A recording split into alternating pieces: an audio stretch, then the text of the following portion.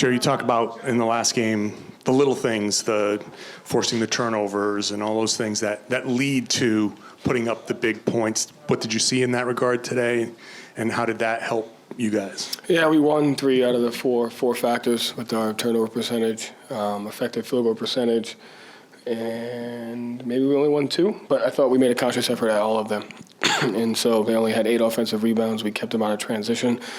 And, they're a team that gets to the free throw line, and we work just as hard to get to the free throw line. So, I think that has to become the identity of our team, is really working to win those factors consistently, whether we shoot the ball good or not. And, I think our last 2 games, we've kind of done that. And teams don't usually limit Giannis to the degree that you guys have. I mean, it's hard to limit him. Limit's crazy. He had 27. Right. That's what I'm saying. But for him, limiting him at the rim. I mean, we're fortunate to have great matchups for him. And so, between Al, Grant, Blake, Malcolm, Smart, our whole team really. So we're fortunate to have the ability to throw some different guys at him. And I thought we were just disciplined in our execution as far as, 8 for 12 from the free throw line is solid. I thought transition was solid. But, he's a great player, and you got to be disciplined the whole game against him. And is that why Blake got the early second quarter minutes? It was just a matchup against Giannis? Yeah, I thought Blake's physicality, I thought his ability to bring that presence against him, and another big body for him to go against. Blake's been good against him over the years, and so, I really liked what Blake gave us in that second unit.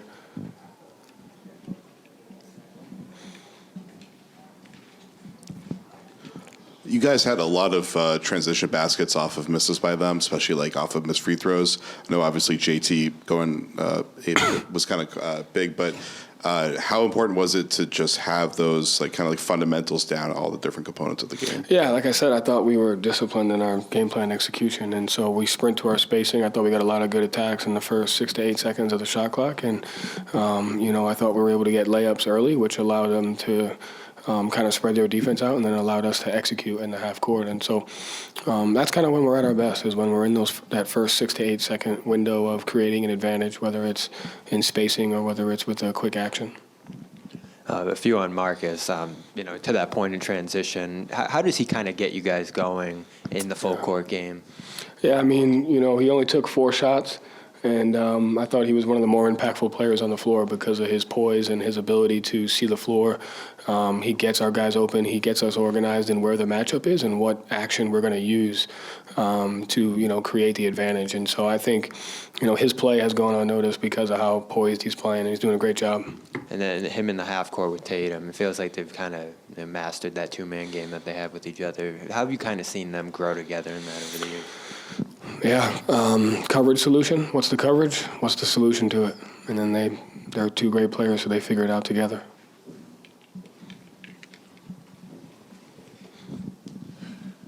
Joe, you don't look ahead, but is this a game you've kind of been targeting in terms of to see how where your team was, and especially after the up and down over the last couple of weeks? Is this a game you were kind of you want to see how you guys react?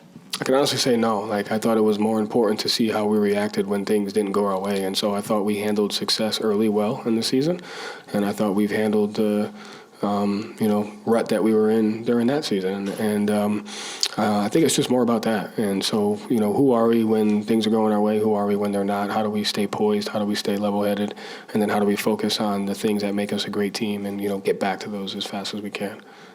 And were you pleased with the way you were able to sustain the momentum? You usually have come out pretty quickly in games, even the ones you lost, but today you were able to sustain that and keep that going.